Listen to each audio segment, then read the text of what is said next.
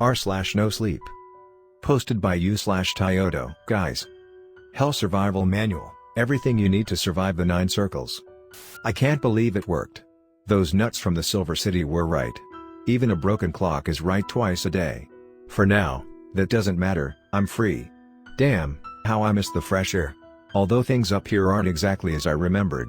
I still feel a strange weight in my heart. I can sense it. If I died now I'd go straight back to that place.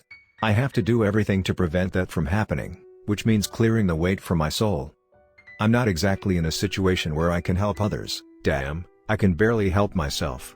For now I'm living in a homeless shelter while trying to find a job, which is kind of a hard thing to do when you don't have documents, or a history, or any kind of record. I mean, I did have these things once, but after I died I'm sure my dear wife with all her love and passion threw them in the trash. The library's Wi-Fi sucks, and this computer must be older than the concept of time, but it'll do, it has to. I stumbled upon this place while searching for experiences similar to mine. I have no idea if half of the accounts here are real, but I hope you believe mine. I escaped from hell. I still vividly remember the centuries I spent there, yes, centuries. Time seems to move differently when you die. I'm writing this here in an attempt to do a good deed and stay in the good graces of the man upstairs. Maybe by reading this, you'll decide to live a good life like monks in Samaria, or donate all your belongings to the first charity that comes along, you know, become good people. But if for some reason you end up in that place anyway, let this serve as a quick guide of what not to do, and if you're lucky, survive hell and find a way out. I'm getting strange looks from the lady behind the counter, I better hurry up.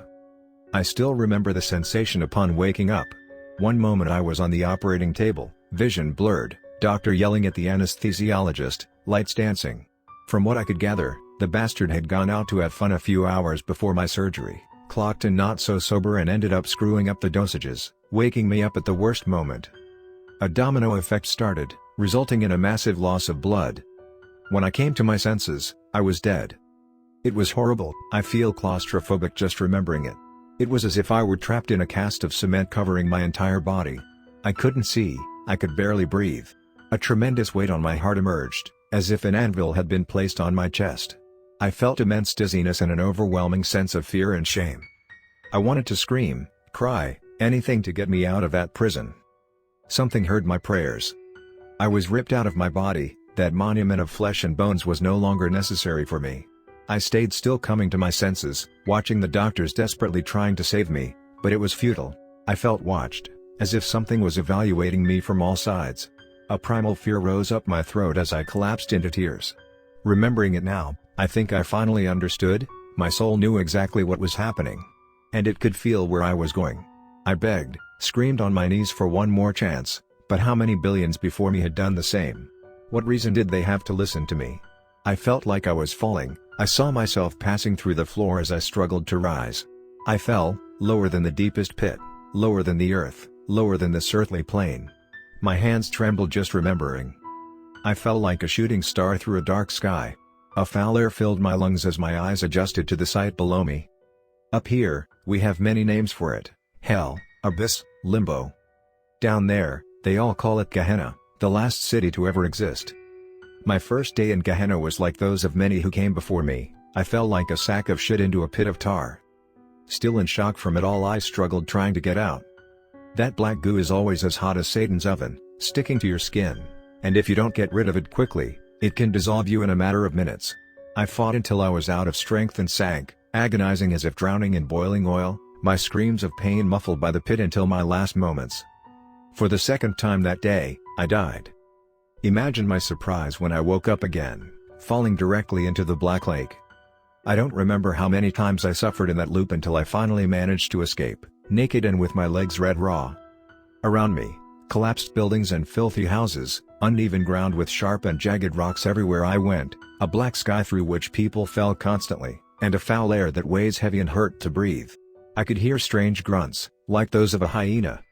With fear gripping me, I followed my instincts and fled, running aimlessly with bare feet sinking into the ground towards the city. I could hear something following me, several things hunting me. They seemed to be enjoying the exercise. I don't know what was worse, not knowing where they were or what they looked like. In the distance, I could see what looked like the entrance to a subway. Without thinking, I ran, fear propelling my body, which only became heavier with each step. I could hear the panting of several creatures behind me, the flapping of wings and the cacophony of guttural laughter prevented me from looking back. The exhaustion was overwhelming, the pain indescribable. I stayed focused only on the subway, maybe I could lose them down there. With one last effort, I threw myself down the stairs and was embraced by darkness. I crouched behind a bench and covered my mouth, trying to control my breathing.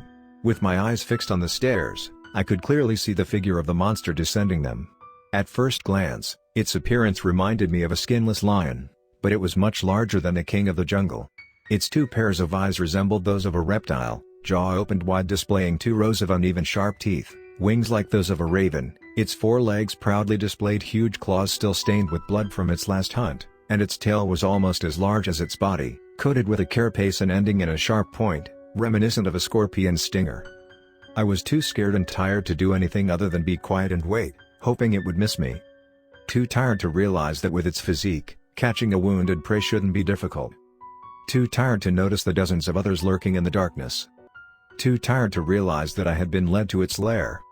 As I was massacred by the pack, I realized they were doing everything possible to keep me alive until the last moment. Cruelty was ingrained in their nature. As I fell once again towards the pitch pit, I finally realized that every piece, every being in this place was made solely to agonize and torture, to cause pain and lamentation. As I died for the third time in the same day, I came to understand the true nature of hell. Eventually, I managed to escape from the pit and the pack of hunters, fleeing far from the city, away from the buildings, and collapsed at the entrance of a cave. Guess this is a good stopping point. It's almost time for my job interview. A former convict chef gave me a chance to work at his burger joint. It's not the best, but I can't afford to be picky right now. Hell holds many dangers. If you find yourself there upon death, go as far away as possible from the tar pits. It's the favorite hunting ground of the scavengers. Back in the same dusty corner of the library, I'm starting to think I'm the only one who uses this computer. Better this way, I don't want to rush anything. I've lived decades with my senses on edge without being able to rest. I think I deserve some peace after all I've been through. Good news, I got the job. Frying burgers is as fun as it sounds, but hey, it pays for the room I am staying in and leaves me with some change to eat. For now, I have nothing to complain about. My first week at work was easy compared to my first week in hell. I don't like suspense, so I'll cut to the chase. I had no clue what I was doing. If you don't remember where I've left off or don't know what the fuck I'm talking about, I suggest you start from my first post. When I woke up, I was thirsty and famished. I would eat those creatures if they weren't so terrifying. I've always liked to feel in control, having backup plans for my backup plans. That's how it was in my company, that's how I was in my life. I've always been this way since school. It was what caught the attention of my now ex-wife. She said I had strong leadership traits and that I was destined to lead people or some crap like that. I don't remember exactly, it's been centuries after all. The point is, for the first time in my life, well, now afterlife, I was completely lost. Naked, distressed, and injured, the full mortal package. Before wandering aimlessly, I needed to at least sort out the chaos that had taken over my mind. At this point I had it right. If any of you end up in that place, just accept that you're screwed and try to make the best of it. Denial won't get you anywhere. I was dead. I was in hell. And for some reason, I could still die, but always came back to the same place. Those things, I definitely didn't want to see them again. So in the end, I decided that the city was a horrible place, but where to go next? I needed clothes, food, shelter. Peering through the mouth of the cave, I saw the place I had arrived in my desperation to escape those pits of torture, a gray plain with dead, twisted trees. They were as tall as pine trees, but all bore a hauntingly human shape in their trunks. I felt watched as I looked around. In the distance, the city still stood out among the throng of people descending upon its skyscrapers. At that moment, I wished so much to have escaped with someone. I've never been a very needy guy, but when the fear of the unknown embraces you, your primal instincts tell you to seek salvation in numbers. In truth, I was lucky not to have bumped into one of those psychos so soon. I just didn't knew it yet. Without much choice, I slowly emerged from the cave and ventured deeper into the depths of the forest. Hell is strange. Its flora, fauna, and biomes have been meticulously engineered to cause stress and confusion in humans, yet amidst it all, its inhabitants have found a way to adapt. As I walked through the corrupted forest, I could hear strange wails echoing through the wind. Sometimes they seemed to draw near, but there was never anything when I turned around. My throat longed for water. I was so tired. But I had to continue. Something was off with that place. I feared that if I fell asleep, I would turn into one of those weird trees and be stuck there until the end of times. So I kept walking. Even when the trees grew mouths that whispered promises of an eternal and blissful dream. Even when their branches became hands so gentle and charitable, only seeking companionship, they were so lonely, seeming to have waited millennia for me. Even when the earth became green and vibrant before my eyes. A small part of me resisted. It knew what it meant to accept all that beautiful. Somehow, I managed to make it through the forest in one piece. I know, what a lucky bastard. I found myself staring at the edge of a long, bubbling red river, its bank adorned with wooden stakes. To this day, I have no idea who made all that. The river flowed to the horizon, where I glimpsed the spire for the first time. Look, Dante Alighieri is nothing but a damned fanfic writer who inserted himself into his work and somehow echoed through history. But he got one thing right in that book. Hell is divided into levels. The spire is a colossal marble column that traverses the circles of hell, the only way to ascend or descend. Its silhouette is unmistakable, with protrusions resembling spikes jutting out from the sides, each with hundreds of feet in length, making it imposing no matter from which angle you see it. I had no idea at the time, but I was wandering through the welcome hall of the abyss, the second circle of hell, lust. My first instinct was to pull one of the stakes from the ground and use it for my protection. I clung to that with all my sanity and felt lighter seeing that I had a means of defense. I continued walking along the bank in search of something, anything, that could help me survive. From time to time, I would see the shadow of something large passing through the clouds and would throw myself to the ground, trying to blend into the dead grass and not be seen. The hunger was unbearable. I felt weak, an easy prey. I needed to eat. Nothing ever comes easy in hell. I was about to learn this the hard way. After hours of walking, I was greeted with something different in the dead landscape, a solitary bridge that allowed crossing the boiling river.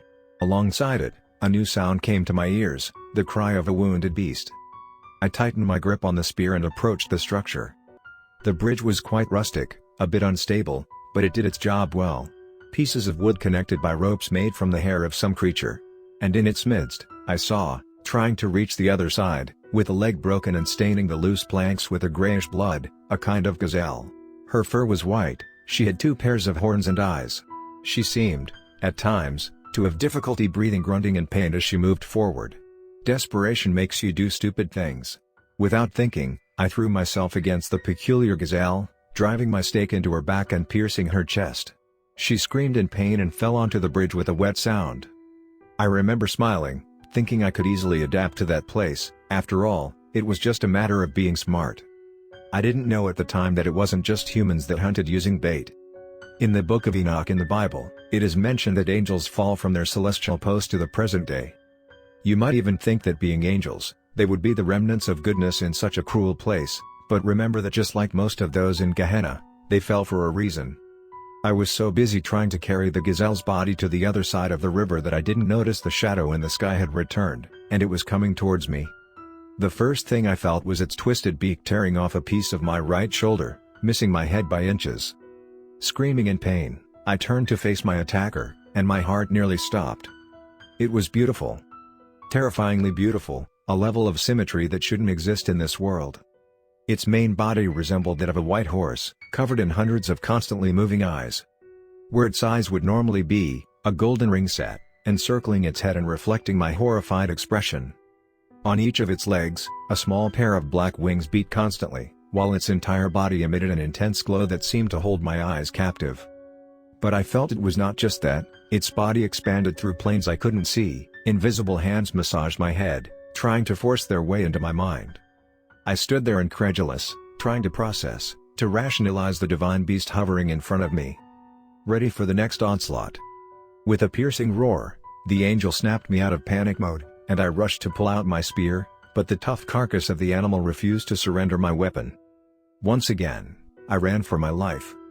The other side of the river harbored a set of steep hills with slippery rocks emitting a faint smell of ammonia. The unknown had proven deadly, but between it and the wrathful angel, I decided to test my chances. Looking back, I couldn't see him anymore, but in my mind, I could feel an intruder. analyzing my thoughts, knowing the core of my being, predicting my movements. I felt a sharp pressure in my head. I couldn't escape. A being that doesn't need to touch you to kill you, to play with you. Desperation and fear took over my body, and I just climbed. Among the rocks and dozens of hills, it was hard to find me, but he could feel me. I knew that. I could also feel him in my mind. I felt his fury, his anger. He told me everything you know, everything he would do to me when he found me. In a sophisticated and forgotten language, but for some reason, I understood. I just huddled among the rocks and cried, the danger increasing every minute, and in a ridiculous act of desperation, I prayed for mercy. Which is the worst thing you can do with an angel nearby. It's like sending a signal up saying, I am here. After that, he easily found me. I thought I was going to die, but he wouldn't spare me from torment so easily. With his perfect, gleaming teeth, he grabbed me, and I was taken toward the spire, toward his nest. Angels are like cats, they love to play with their prey. I was bound to a rock on one of the protrusions of the spire, hundreds of meters from the ground. He would disappear for days, return, and slowly feed on me, relishing in my suffering. I thought I would be condemned to this for the next few years, and I would be, were it not for a fortunate surprise. One day, after a fruitful session of torture by my captor, I was awakened by gentle touches on my head. Before me, covered in dirty rags, boots made from the skin of some animal previously unknown to me, and a strange metallic mask, stood the first sinner I had seen in hell. The library is closing, and this chair is killing my back, so I guess this is where I'll stop for today. Remember, hell is a deceitful place. Never let yourself believe in false promises of salvation.